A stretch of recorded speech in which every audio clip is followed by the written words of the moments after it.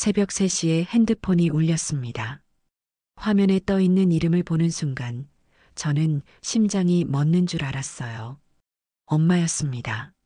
하지만 엄마는 6달 전부터 의식이 없는 상태였습니다. 뇌출혈로 쓰러진 이후 단 한 번도 눈을 뜨지 못했어요. 의사들은 깨어날 가능성이 희박하다고 했고 저는 그 말을 믿고 있었습니다. 그런데 지금 엄마가 전화를 걸어온 거예요. 떨리는 손으로 전화를 받았습니다. 여보세요? 진이야, 나야. 엄마야. 서랍 안을 봐라. 그리고 광민이를 조심해라. 내가 깨어났다는 걸 절대 들키면 안 된다. 목소리는 쉬어 있었지만 분명히 엄마였어요. 말끝이 다급하게 떨렸고 곧 전화는 끊겼습니다. 저는 그 자리에서 몇 분간 멍하니 앉아 있었어요. 꿈인가 싶어서 통화 기록을 확인해 봤는데 분명히 엄마 번호로 3분 12초간 통화한 기록이 남아 있었습니다. 급하게 옷을 걸치고 병원으로 향했습니다. 새벽길은 텅 비어 있었고 신호등만이 멀뚱하게 깜빡이고 있었어요. 운전하는 내내 엄마 목소리가 귓가에 맴돌았습니다. 광민이를 조심해라. 왜 제 남편을 조심하라고 했을까요? 광민이는 엄마가 쓰러진 이후 누구보다 헌신적으로 병원을 오가며 돌봤는데요. 병원 입구에서 야간 간호사가 저를 붙잡았습니다. 이 시간에 무슨 일 있으세요? 어머님은 평온하게 주무세요. 엄마가 전화를 했어요. 간호사는 당황한 표정을 지었어요. 그럴 리가요. 어머님은 의식이 없으신데 혹시 꿈꾸신 거 아니에요? 대답하지 않고 곧장 병실로 달려갔습니다. 병실 문을 열자 익숙한 기계음이 들려왔어요. 엄마는 여전히 눈을 감고 누워 있었고 산소호흡기가 평소처럼 작동하고 있었습니다. 하지만 뭔가 달랐어요.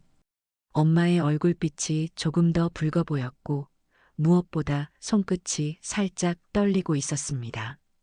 작고 미세한 움직임이었지만 6개월 동안 엄마를 지켜본 저에게는 확실한 변화였어요. 엄마가 말한 서랍을 열어봤습니다. 평소에는 물티슈와 간단한 세면용품만 들어있던 서랍이었는데 오늘은 달랐어요. 베개 밑에서 단단한 무언가가 느껴졌습니다. 조심스럽게 손을 넣어 꺼내보니 손바닥만한 녹음기였어요. 서랍 깊숙한 곳에는 낡은 갈색 봉투가 숨어 있었습니다. 봉투를 열자 보험 계약서가 나왔어요. 계약자 이름을 보는 순간 저는 숨이 막혔습니다. 보험 계약자 이진희, 보험 수익자 정광민, 보험 금액 30억 원. 정광민은 제 남편이었습니다. 엄마가 쓰러졌을 때 모든 병원 절차를 그가 처리했어요. 보험도 그가 알아서 챙긴다고 했습니다. 하지만 저는 이런 보험이 있다는 걸 전혀 몰랐어요. 계약자가 제 이름으로 되어 있다는 것도 처음 알았습니다. 그리고 보험금이 30억이나 된다는 것도요. 계약서를 자세히 보니 더 이상한 점들이 눈에 띄었습니다. 계약 날짜가 엄마가 쓰러지기 불과 한 달 전이었어요. 그리고 하단에 작은 글씨로 적힌 특약 조항이 있었습니다.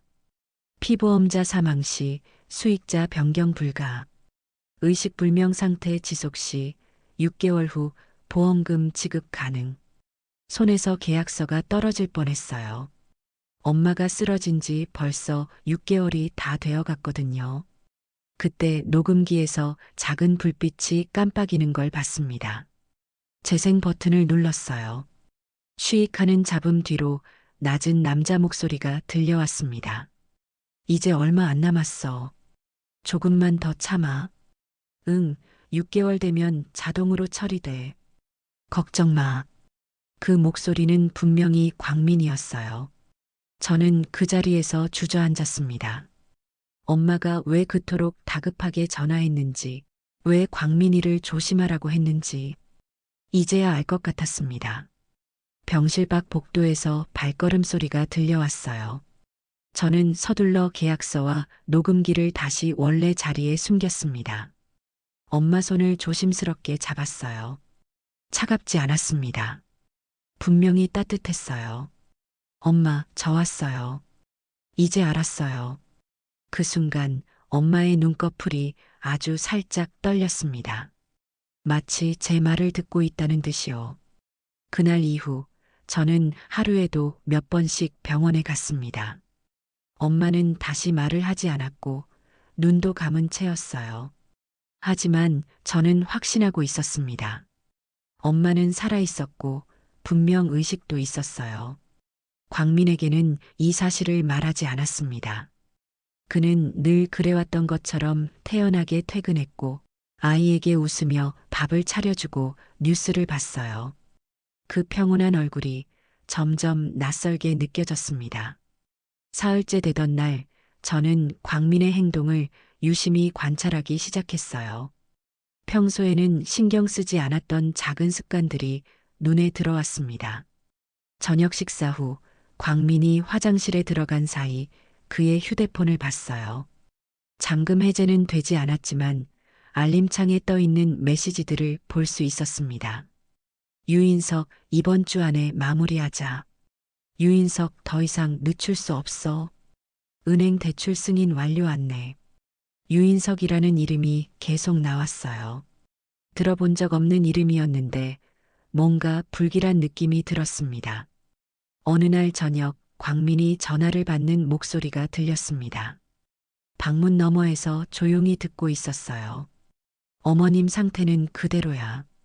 응, 곧 소식 있을 거야. 믿고 기다려.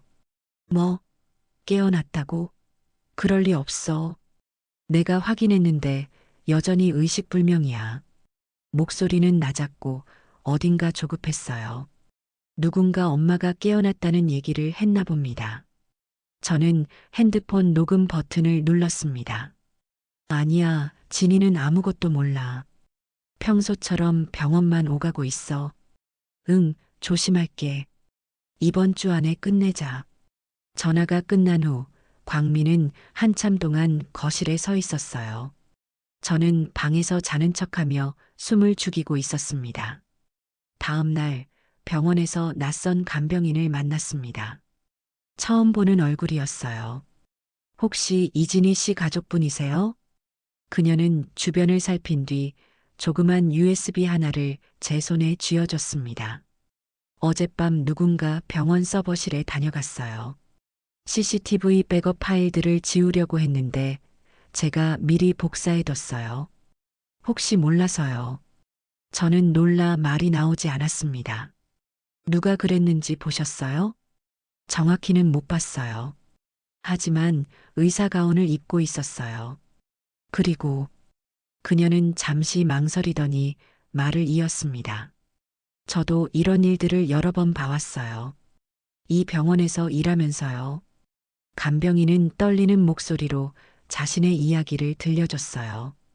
이 병원에서 1년간 일하면서 비슷한 의문스러운 사건들을 목격해왔다고 했습니다. 늘 거액의 보험금이 걸려 있었고 수상한 의사들이 나타났다고 했어요. 그때마다 증거가 없어서 아무것도 할 수 없었어요. 하지만 이번에는 다를 거예요. 제가 도와드릴게요. 집으로 돌아와 USB를 열어봤습니다. 영상 속에는 믿기 힘든 장면이 담겨 있었어요. 광민이 병실에 들어와 엄마 옆에 작은 약봉지를 내려놓고 갔어요. 그 뒤를 따라 흰 가운을 입은 의사가 들어왔습니다. 이름표엔 유인석이라는 이름이 적혀 있었어요. 그는 말없이 엄마의 팔에 주사기를 꽂았고 잠시 후 낮은 목소리로 말했습니다. 오늘까지만 하자. 곧 끝나니까. 영상의 시간을 확인해 보니 제가 엄마에게 전화를 받기 30분 전이었어요. 엄마가 그들의 계획을 알고 있었던 거였습니다. 그 장면을 보는 순간 제 손이 떨리기 시작했어요. 숨이 막히는 듯 했어요. 엄마가 왜 그토록 조용히 전화했는지, 왜 아무에게도 말하지 말라고 했는지, 이제야 완전히 이해할 수 있었습니다. 그들은 엄마가 깨어났다는 걸 절대 알면 안 되는 사람들이었어요. 알게 되는 순간 엄마는 정말로 위험해질 테니까요. 그날 밤 저는 USB를 안전한 곳에 숨기고 계획을 세우기 시작했습니다. 이제 혼자가 아니었어요. 간병인이라는 든든한 동지가 생겼으니까요. 다음 날 병실에 간 저는 엄마 손을 조심스럽게 잡아보았습니다. 차갑지 않았어요. 분명히 따뜻했어요. 그리고 아주 미세하게 손가락이 움직였어요. 저는 엄마에게 속삭였습니다. 엄마, 저 진이에요. 저 왔어요. 저 혼자예요. 아무한테도 말 안 했어요. 그때였어요. 엄마가 눈꺼풀을 아주 살짝 떨었어요. 하지만 다시 고요해졌습니다.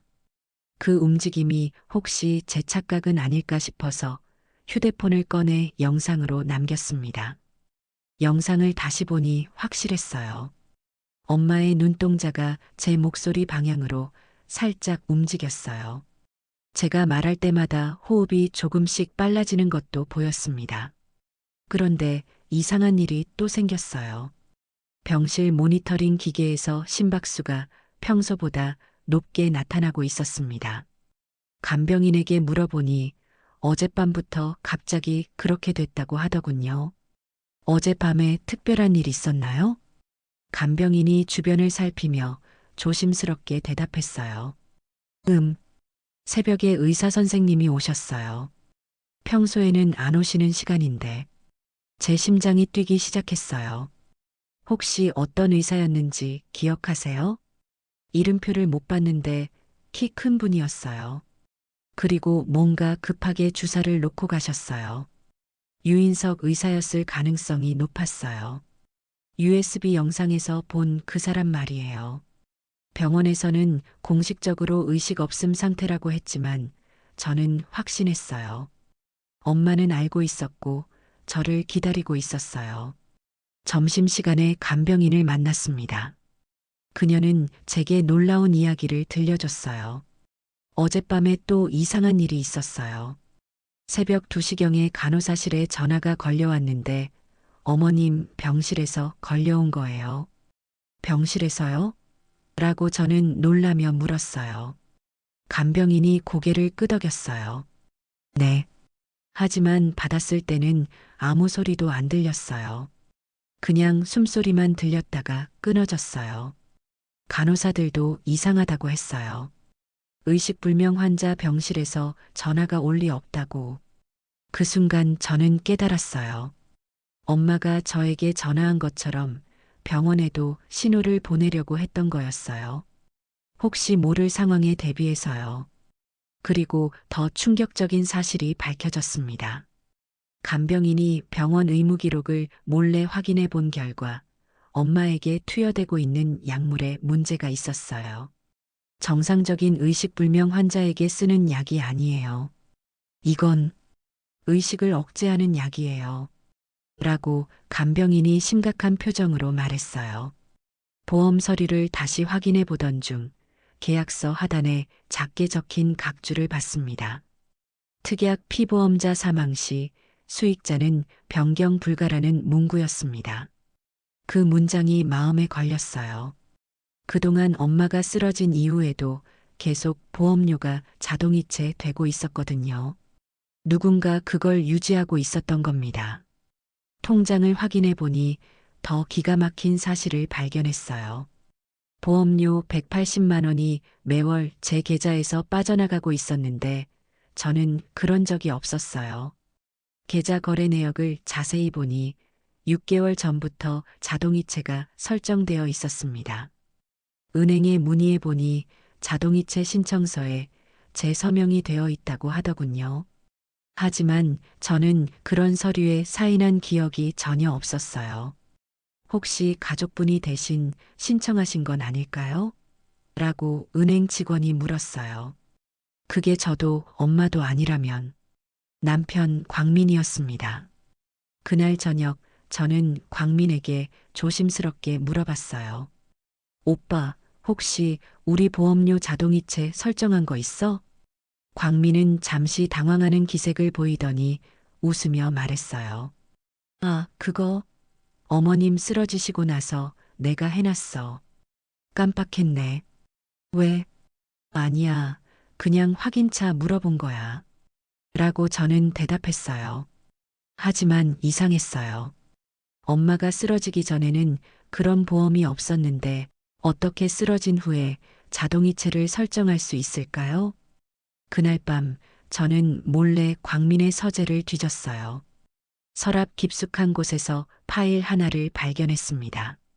그 안에는 여러 장의 서류가 들어 있었어요. 제 신분증 사본, 인감증명서, 그리고 제 필적을 연습한 종이들이었어요. A사 용지 가득히 이진이라는 제 이름이 여러 번 써져 있었어요. 점점 제 글씨체와 비슷해지는 과정이 그대로 남아 있었습니다. 손에서 힘이 빠졌어요. 광민이 제 서명을 위조해서 보험 계약을 한 거였어요. 그것도 엄마가 쓰러지기 전부터 계획적으로요. 그 순간 거실에서 발걸음 소리가 들렸어요. 저는 급하게 서류들을 원래 자리에 돌려놓고 방으로 향했습니다. 진이야, 뭐 하고 있어? 라고 광민이 물었어요. 화장실 갔다 와. 라고 저는 대답했어요. 광민은 의심스러운 눈빛으로 저를 바라봤지만 더 이상 묻지 않았어요. 하지만 그날 밤부터 광민의 행동이 달라지기 시작했습니다. 제가 어디 가는지 계속 물어봤고 핸드폰도 자주 확인하려고 했어요. 저는 확신했어요. 이 모든 게 계획된 일이었다는 걸. 그리고 엄마는 그 사실을 알고 있었던 거예요. 며칠 뒤 간병인이 먼저 저를 불렀습니다. 할 말이 있어요. 저 그날 밤 봤어요. 어머님 눈 떴어요. 그리고 움직였어요. 저는 놀라서 그녀를 바라봤습니다. 그걸 왜 지금까지 말 안 했어요? 말할 수 없었어요. 무서웠거든요. 라고 간병인이 떨리는 목소리로 대답했어요. 간병인은 말을 이어갔어요. 어머님 병실엔 늘 이상한 사람들이 들락날락했어요. 낮에도 밤에도 주사 들고 들어가는 사람도 봤고요. 전 그냥 간병 알바예요. 정식 직원도 아니고 무서웠어요. 말하면 쟤한테 어떤 일이 생길지도 모르는 일이고요. 그녀는 주변을 살핀 뒤 더 충격적인 이야기를 들려줬어요. 어젯밤에 이상한 일이 있었어요. 새벽 3시쯤에 병원 지하 주차장에서 수상한 사람들을 봤거든요. 간병인의 목소리가 떨렸습니다.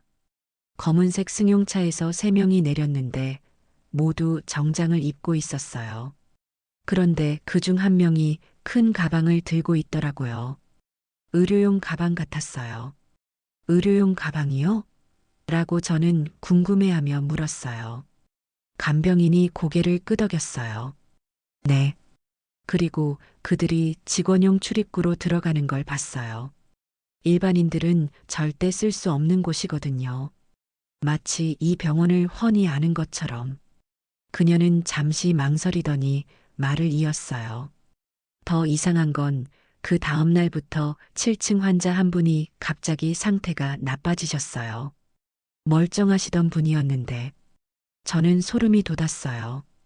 다른 환자들도 표적이 되고 있다는 뜻이었거든요. 혹시 그분도? 라고 저는 조심스럽게 물었어요. 간병인이 슬픈 표정으로 말했어요. 보험금이 걸려 있을 거예요. 제가 몰래 확인해 봤는데 최근에 가입하신 고액 보험이 있더라고요. 간병인은 주머니에서 작은 노트를 꺼냈어요. 제가 이 병원에서 일한 지 1년 됐는데요. 그동안 의문스럽게 돌아가신 분들이 7명이에요. 모두 장기 입원 환자들이었고 모두 거액의 보험금이 걸려 있었어요. 노트에는 환자들의 이름과 사망일, 보험 수익자 정보가 적혀 있었어요. 그중 4명의 수익자가 정광민이었습니다. 이분들 가족이에요? 라고 저는 놀라며 물었어요. 간병인이 고개를 저었어요. 아니에요. 전혀 관련 없는 사람들이에요. 그런데 어떻게 수익자가 같은 사람일까요? 저는 소름이 돋았어요. 광민이 엄마뿐만 아니라 다른 사람들까지 이용해서 보험 사기를 저지르고 있었던 거예요. 혹시 이분들 계약자는 누구였어요? 간병인이 노트를 넘겨 보여줬어요. 충격적이게도 계약자들은 모두 가족이었어요. 딸, 아들, 며느리. 이 사람들도 모르고 계약된 것 같아요. 제가 몇 분 만나봤는데 다들 보험이 있는 줄도 몰랐다고 하더라고요. 라고 간병인이 안타까운 목소리로 말했어요. 그날 밤 저는 몰래 병원 장기 입원 환자들 보험 가입 내역을 더 자세히 조사해 봤습니다. 인터넷으로 보험사 사이트에 들어가서 제 이름으로 된 보험을 조회해 보니 엄마 것 외에도 3개가 더 있었어요. 모두 제가 전혀 모르는 보험들이었고 피보험자들은 저와 아무 관련 없는 사람들이었어요. 더 무서운 건 그 사람들이 모두 이 병원에 입원해 있다는 사실이었어요. 그리고 섬뜩한 공통점을 발견했어요. 전부 정광민이라는 이름이 수익자였고 대부분이 6개월 이내에 사망한 기록이 있었어요. 패턴이 보였어요. 먼저 누군가의 이름으로 보험을 위조 가입시키고 그 사람을 입원시킨 뒤 6개월 후 보험금을 타는 것이었어요. 그 이름은 제 남편이었어요. 다음 날 간병인이 더 놀라운 사실을 알려줬어요. 어젯밤에 유인석 의사가 또 왔어요. 그런데 이상한 게 그 사람 이 병원 의사가 아니에요. 네?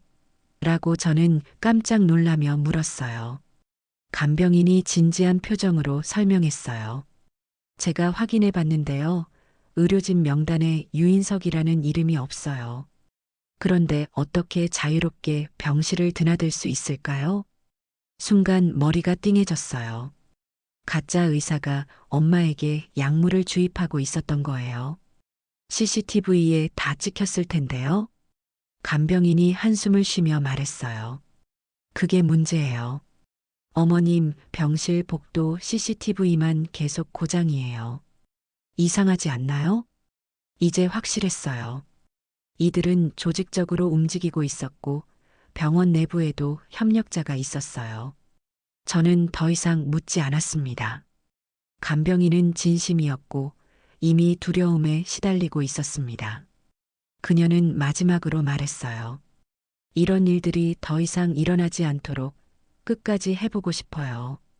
혼자서는 무서웠는데 이제 함께할 사람이 생겨서 다행이에요. 저도 마찬가지였어요. 이 무서운 진실을 혼자 감당하기에는 너무 벅찼거든요. 다음 날 광민이 퇴근하고 저녁을 준비하던 중 자연스럽게 물었습니다. 오빠, 우리 보험 여러 개 들어놨었지?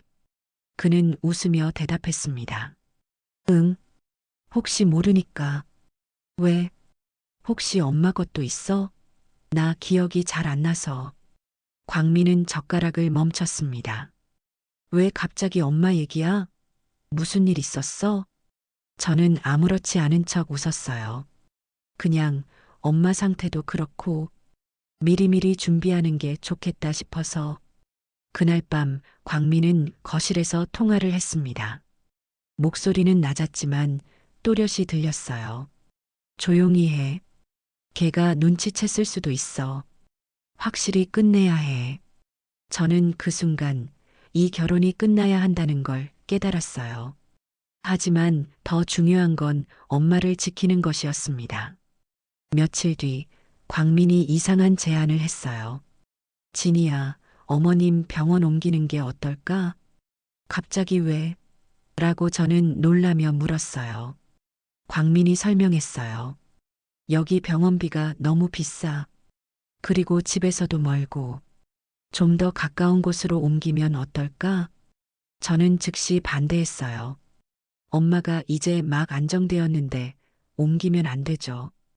의사 선생님도 당분간은 그대로 두는 게 좋다고 했어요. 의사가 언제 그런 말을 했어? 라고 광민이 의심스럽게 물었어요. 지난주에 들었어요. 거짓말이었지만 광민을 의심하지 않을 수 없었어요. 엄마를 다른 병원으로 옮기려는 이유가 분명히 있을 거였습니다. 그날 밤 간병인에게서 긴급 전화가 왔어요. 지금 당장 병원에 오세요. 큰일 났어요. 병원에 도착하니 간병인이 창백한 얼굴로 저를 기다리고 있었어요. 오늘 오후에 병원장이 직접 왔어요. 어머님을 다른 병원으로 전원하겠다고 하더라고요. 갑자기요? 라고 저는 당황하며 물었어요. 간병인이 고개를 끄덕였어요. 네. 이유도 명확하지 않았어요. 그냥 가족이 요청했다고만 하더라고요. 제가 요청한 적도 없는데 누가 그런 요청을 했을까요? 답은 뻔했어요. 어디로 옮긴다고 했어요? 간병인이 떨리는 목소리로 대답했어요. 성북구에 있는 한솔병원이요. 거기는 예전에 비슷한 사건이 있었던 곳이에요. 등골이 서늘해졌어요. 같은 병원으로 엄마를 옮기려고 한다는 건 같은 방법으로 처리하겠다는 뜻이었어요. 언제 옮긴다고 했어요? 내일 오전이요. 라고 간병인이 급하게 말했어요. 시간이 없었어요. 그날 밤 저는 급하게 계획을 세웠어요. 먼저 엄마의 의료진과 직접 상담을 요청했습니다. 다음 날 아침 일찍 병원에 가서 담당 의사를 만났어요. 의사 선생님, 어머니 전원 이야기 들었는데 정말 필요한 건가요? 의사는 고개를 저었습니다. 어머님 상태로는 전원이 권장되지 않습니다. 누가 그런 요청을 하셨죠? 남편이 했나 봐요. 취소할 수 있나요? 보호자가 직접 요청하시면 당연히 취소 가능합니다. 라고 의사가 대답했어요. 전원을 취소한 뒤 저는 광민에게 전화했어요. 오빠, 엄마 전원 이야기 들었는데 취소했어. 뭐? 왜? 내가 이미 다 준비해 놨는데. 라고 광민이 당황한 목소리로 말했어요. 엄마 상태가 불안정하다고 의사가 말렸어요. 지금은 옮기면 안 된대요. 광민은 한참 동안 말이 없더니 차갑게 말했어요. 알겠어. 그럼 조금 더 기다리자. 하지만 저는 알고 있었어요. 광민이 포기하지 않을 거라는 걸. 그날 오후 뜻밖의 사람이 병원에 나타났어요. 광민의 형, 정광수였습니다. 재수 씨, 오랜만이네요. 형님은 평소와 달리 어색한 미소를 지으며 말했어요. 어머님 상태는 어떠세요? 저는 담담하게 대답했어요. 그냥 그래요. 큰 변화는 없어요. 그래요? 재수 씨, 그런데 말이에요. 형님은 주변을 둘러보더니 목소리를 낮췄어요. 광민이가 재수 씨 때문에 고민이 많다더라고요. 저 때문에요? 라고 저는 의외라는 듯 물었어요. 형님이 한숨을 쉬며 말했어요. 어머님 병원비가 만만치 않잖아요. 그런데 재수 씨는 계속 여기 고집하고 광민이 입장도 생각해봐요. 그 순간 깨달았어요. 형님도 이 일에 연루되어 있다는 걸. 형님, 혹시 한솔병원 아세요? 형님의 표정이 순간 굳어졌어요. 왜요? 거기가 어떻게? 라고 형님이 경계하는 듯 물었어요. 광민이가 엄마를 그 병원으로 옮기자고 했거든요. 아, 거기 괜찮은 병원이에요. 비용도 저렴하고 형님의 반응이 너무 자연스러웠어요. 마치 미리 준비된 대답 같았습니다. 형님도 그 병원 추천하세요? 형님이 고개를 끄덕였어요. 응, 나도 그게 좋을 것 같은데? 이제 확실해졌어요. 이들은 가족 전체가 조직적으로 움직이고 있었어요. 형님이 돌아간 뒤 간병인이 다가왔어요. 방금 그분이 누구세요? 남편 형이에요. 라고 저는 대답했어요. 그분도 한솔병원 얘기했나요? 네. 어떻게 알았어요? 간병인이 조심스럽게 말했어요. 제가 들었어요. 복도에서 통화하는 걸. 진이가 계속 버티고 있다. 다른 방법을 써야겠다고 하더라고요. 이제 저 혼자만의 싸움이 아니었어요. 광민과 그의 가족, 그리고 가짜 의사까지 모두가 엄마를 노리고 있었습니다. 병실에 갔을 때 간병인이 말했습니다. 서랍 안 다시 확인해 보세요. 어제 어머님이 손가락으로 가리켰어요. 조심스럽게 서랍을 열었을 때 흰 봉투 하나가 나왔습니다. 안에는 편지가 들어 있었어요. 글씨는 삐뚤빼뚤했고 짧았어요. 하지만 분명히 엄마의 글씨체였습니다. 진이야, 내가 너만 믿는다. 절대 광민이 믿지 마라. 넌 엄마 딸이니까 알지? 편지를 들고 병실 의자에 주저앉았어요. 그동안 엄마가 얼마나 무서운 싸움을 혼자 견디고 있었는지 느껴졌습니다. 그런데 편지 뒷면에 더 중요한 내용이 적혀 있었어요. 광민이는 처음부터 계획했다. 나를 병원에 데려온 것도, 보험 가입한 것도, 유인석이라는 가짜 의사도 광민이가 데려온 사람이야. 내 약을 바꿔치기 했어. 진짜 약은 화장대 서랍 안에 숨겨뒀다. 손이 떨렸어요. 엄마가 이 모든 걸 알고 있었다는 거였어요. 그리고 진이야, 너도 조심해. 광민이는 너한테도 보험을 걸어뒀을 거야. 나처럼. 등골이 서늘해졌습니다. 설마 저에게도 보험이? 그날 저녁 집에 돌아가서 엄마 화장대를 뒤졌어요. 서랍 깊숙한 곳에서 작은 약병을 발견했습니다. 라벨에는 의식회복제라고 적혀 있었어요. 그리고 그 옆에는 또 다른 봉투가 있었습니다. 안에는 제 이름으로 된 생명보험 증권이 들어 있었어요. 계약자 정광민, 피보험자 이진희, 보험 금액 20억 원, 계약일 1년 전. 1년 전부터 광민이 저에게 20억 원의 보험을 걸어뒀던 거였어요. 저도 모르게요.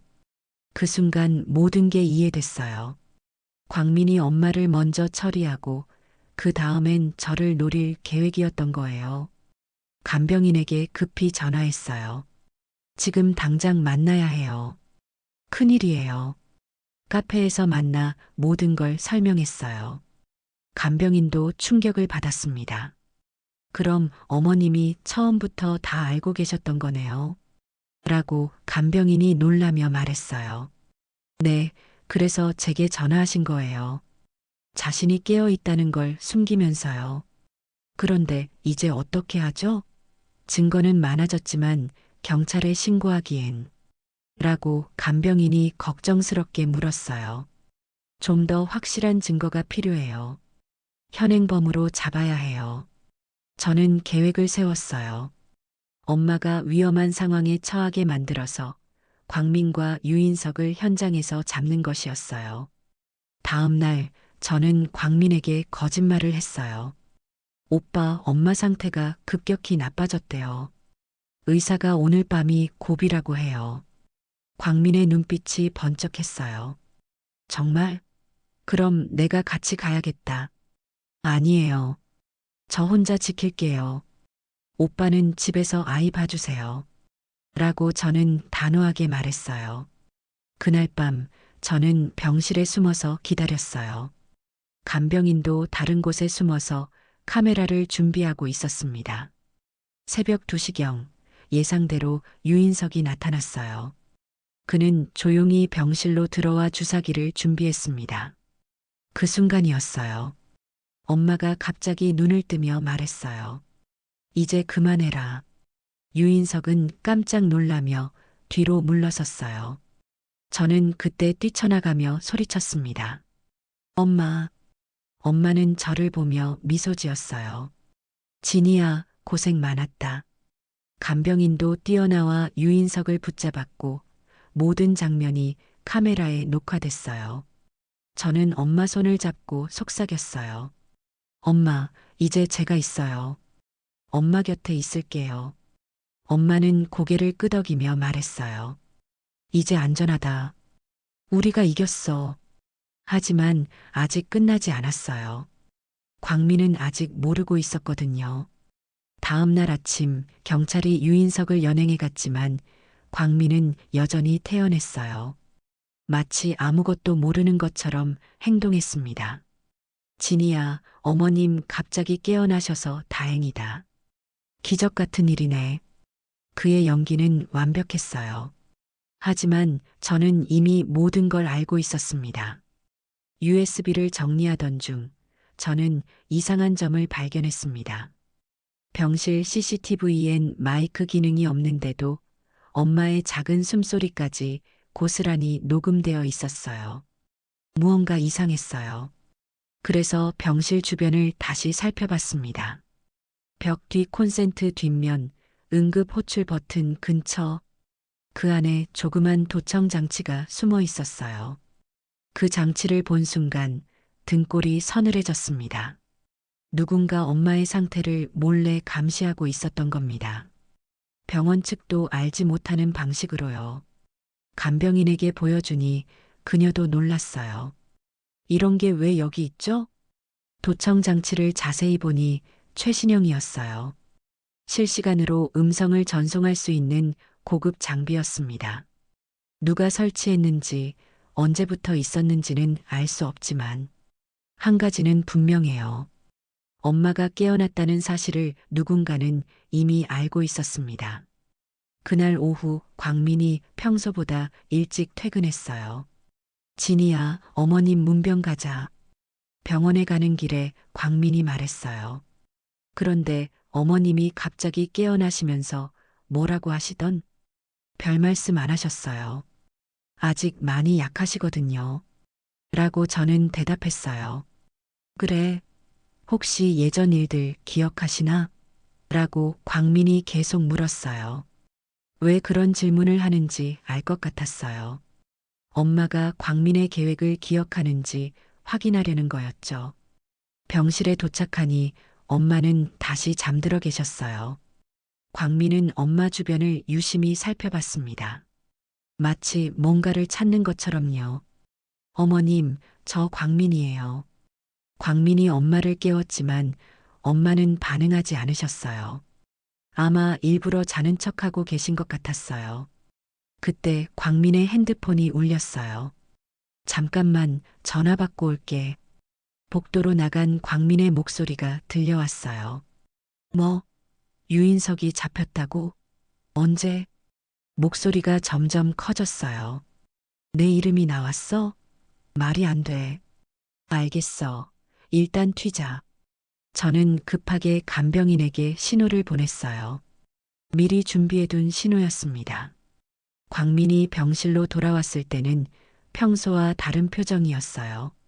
초조하고 불안해 보였습니다. 진이야, 갑자기 급한 일이 생겼어. 먼저 가봐야겠다. 무슨 일이에요? 라고 저는 물었어요. 회사 일이야. 너는 어머님 좀 더 지켜봐. 광민이 나간 뒤 엄마가 눈을 뜨셨어요. 진이야, 이제 조심해야 한다. 광민이가 눈치챘을 거야. 엄마, 괜찮아요. 이미 다 준비해뒀어요. 라고 저는 안심시켜 드렸어요. 그날 밤 예상대로 광민이 이상한 행동을 시작했어요. 집에 있는 중요한 서류들을 정리하기 시작했거든요. 도망갈 준비를 하는 것 같았어요. 하지만 저는 이미 경찰에 신고를 마친 상태였어요. 유인석이 자백하면서 광민의 이름이 나왔고 증거들도 충분했습니다. 다음 날 새벽 경찰이 우리 집에 왔어요. 정광민 씨 보험 사기 혐의로 체포합니다. 광민은 당황하며 저를 쳐다봤어요. 진이야, 이게 무슨 일이야? 오빠가 한 일이에요.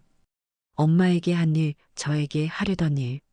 라고 저는 차갑게 말했어요. 그제서야 광민은 자신이 완전히 노출됐다는 걸 깨달았어요. 수갑을 차면서도 광민은 계속 항변했어요. 내가 언제 그런 일을 했다고. 증거가 어디 있어? 다 있어요. 녹음 파일도 영상도 서류도. 그리고 엄마가 직접 증언하실 거예요. 광민의 얼굴이 창백해졌어요. 엄마가 모든 걸 기억하고 있다는 사실을 그때서야 알았나 봅니다. 경찰차가 떠나고 저는 병원으로 달려갔어요. 엄마에게 모든 일이 끝났다고 알려드리고 싶었어요. 엄마, 다 끝났어요. 광민이 체포됐어요. 엄마는 안도의 한숨을 쉬시며 말씀하셨어요. 이제야 마음이 놓인다. 진이야, 정말 고생 많았다. 하지만 정말로 모든 게 끝난 걸까요? 아직 광민의 형과 다른 공범들이 남아 있었어요. 다음 날 저는 병원장에게 영상과 도청장치 사진을 증거로 보여줬습니다. 그는 입술을 굳게 다물고 말했습니다. 우린 그런 장치 설치한 적 없습니다. 하지만 이걸 경찰에 제출하면 곤란한 일 생길 수도 있어요. 그게 가족이든 직원이든 간에. 저는 말했습니다. 이미 경찰에 다 제출했어요. 그리고 병원 내부 수사도 필요할 것 같네요. 병원장의 표정이 굳어졌어요. 분명 병원 내부에도 공범이 있었을 거예요. 그날 오후 경찰서에서 연락이 왔어요. 정광민이 자백했습니다. 공범들 명단도 확보했고요. 라고 담당 형사가 말했어요. 광민의 형 정광수를 포함해서 총 5명이 이 보험 사기 조직에 연루되어 있었어요. 병원 직원 2명도 포함되어 있었습니다. 경찰은 말했어요. 지금까지 피해자가 최소 15명은 될 것 같습니다. 피해액만 해도 수백억 원이에요. 저는 소름이 돋았어요. 엄마와 저는 그 수많은 피해자 중 일부였던 거예요. 며칠 뒤 간병인이 좋은 소식을 가져왔어요. 이 사건 때문에 다른 의문사 사건들도 재수사하기로 했어요. 비슷한 수법의 사건들이 더 있다고 하더라고요. 그녀의 눈에 희망이 보였어요. 정의가 실현되는 걸 보니 뿌듯한 것 같았거든요. 정말 다행이에요. 이제 다른 피해자 가족들도 진실을 알 수 있을 거예요. 라고 저는 말했어요. 네, 모든 게 이진희 씨 덕분이에요. 혼자였으면 절대 할 수 없었던 일이에요. 라고 간병인이 고마워했어요. 저는 고개를 저었어요. 우리가 함께 했으니까 가능했던 거예요. 일주일 후 병원에서 엄마의 퇴원 허가가 났어요. 의사는 말했어요. 정말 기적 같은 회복이세요. 의식을 되찾으신 것도 그렇고 이렇게 빨리 일상생활이 가능해지실 줄은 몰랐어요. 엄마는 웃으시며 말씀하셨어요. 딸이 지켜주니까 힘이 났나 봐요. 집으로 가는 길에 엄마가 말씀하셨어요. 진이야, 미안하다. 너를 위험에 빠뜨릴 뻔했어. 아니에요, 엄마. 엄마가 저를 구해주신 거예요. 그 전화가 없었으면 저도 모르고 당했을 거예요. 라고 저는 대답했어요. 그래도 무서웠을 텐데. 내 딸이 이렇게 용감한 줄 몰랐어. 라고 엄마가 자랑스럽게 말씀하셨어요. 저는 엄마 손을 잡았어요. 이제는 제가 엄마를 지켜드릴게요. 한 달 후 법정에서 광민과 마주쳤어요. 그는 많이 초췌해져 있었지만 여전히 저를 원망하는 눈빛이었어요. 진이야, 정말 이래야 했어? 우리 사이였는데. 라고 광민이 말했어요. 저는 차갑게 대답했어요. 우리 사이라면 엄마를 죽이려 하면 안 되죠. 저까지 죽이려 했고요. 광민은 더 이상 말하지 못했어요. 판사가 판결을 선고했어요. 피고인 정광민, 보험 사기 및 살인미수 혐의로 징역 15년을 선고합니다. 법정을 나오면서 간병인이 말했어요. 이제 정말 다 끝났네요. 네, 이제 새로운 시작이에요. 라고 저는 대답했어요. 그날 밤 엄마와 함께 저녁을 먹으면서 말했어요. 엄마, 앞으로는 정말 평범하게 살아요. 그래, 평범한 게 최고야. 라고 엄마가 웃으시며 말씀하셨어요. 엄마는 갑자기 진지한 표정으로 말씀하셨어요. 진이야, 이번 일로 많은 걸 배웠지? 네. 라고 저는 고개를 끄덕였어요. 세상에는 믿을 수 없는 사람들이 있어.